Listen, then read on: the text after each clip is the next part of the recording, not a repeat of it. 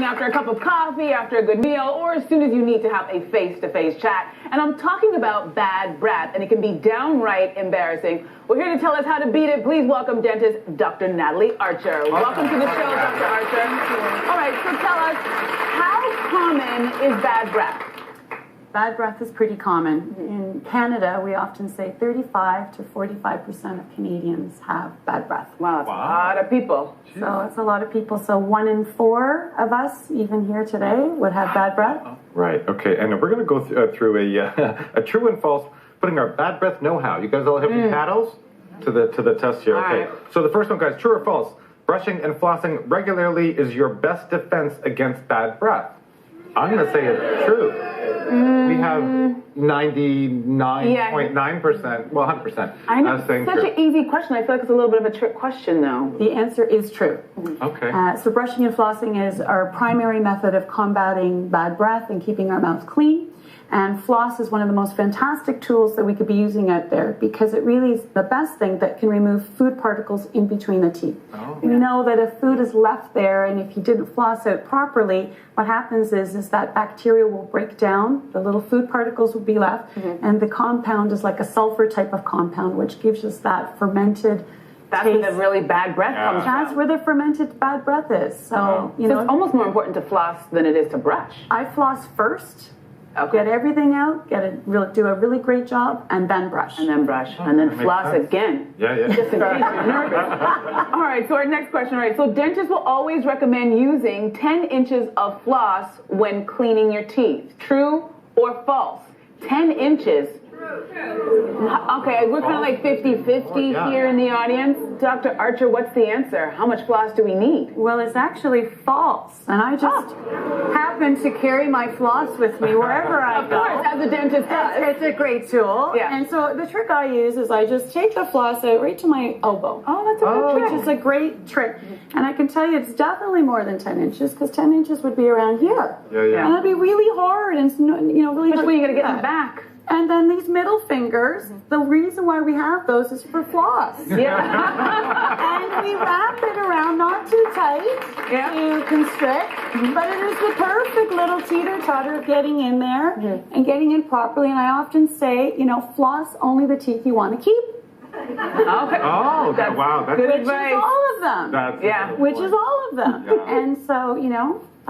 Now, what about? I'm addicted to those little picks. The ones that you click. Are those? Sure. Those are just as good. Yeah. They're great. I find I would challenge you to use the picks and then see what you catch with the floss after. Oh. Oh. I think that's a really nice way of her saying floss your teeth. Floss your teeth. Have blueberries. Try that and see how many little blueberry skins you get out afterwards. Oh. That's a good. The blueberry test is the good one. That's Okay, a we're good gonna do one. the blueberry Yes. test. All right. Yeah, awesome. Okay. So, true, false, everybody. Bad breath is at its worst in the evening after a full day of eating and drinking. I'm gonna say No, that's false. False, It's maybe. the morning breath. Morning breath. That'll knock you on your back. Bad stuff. we're pretty well all false. What is the correct answer, Yeah. Dr. Archer? So the correct answer is false. This It's is a very false. smart audience. Yeah. Okay. Bad breath, as we know, is probably the worst. We can all attest to having dragon breath first thing in the morning. So we've slept a good 6 hours plus, ideally 8. We haven't been swallowing as much. We haven't been talking. We usually wake up parched. Yeah. We don't have saliva. We all have bad breath. Yeah. I mean, the only people who probably don't are little babies. Yes. Yeah. Little babies with lots of saliva and liquid gold, I call it, that saliva. You never see a baby with bad breath because of that. Right. So anything we can do to make sure that we increase our saliva flow rate is great. So probably having a glass of alcohol or using alcohol type of mouthwash at the end of the day is probably one of the worst things you can do. Oh, because it's gonna dry you Because out. it'll dry you It just out. dries you out even more. And then when you drool all over your pillow, the little saliva Yeah. you did have left, that's it.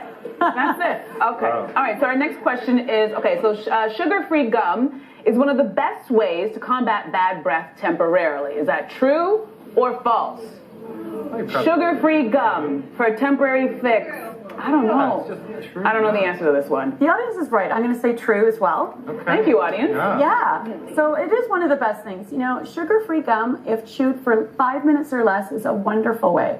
It gets your saliva enzymes, your amylase enzymes going, and it's probably the best thing over any candy or any mint or anything else. And it's a temporary fix. It is temporary. It's not meant for a 1 hour chew. Yeah. Really? Not even an hour? No. Well, like what, 15 minutes? 5 minutes or less. 5 minutes or less. It's an elevator thing. Okay. It tastes good after 5 minutes. Okay, I'm sorry. I'm listening to you, Dr. Archer, of course.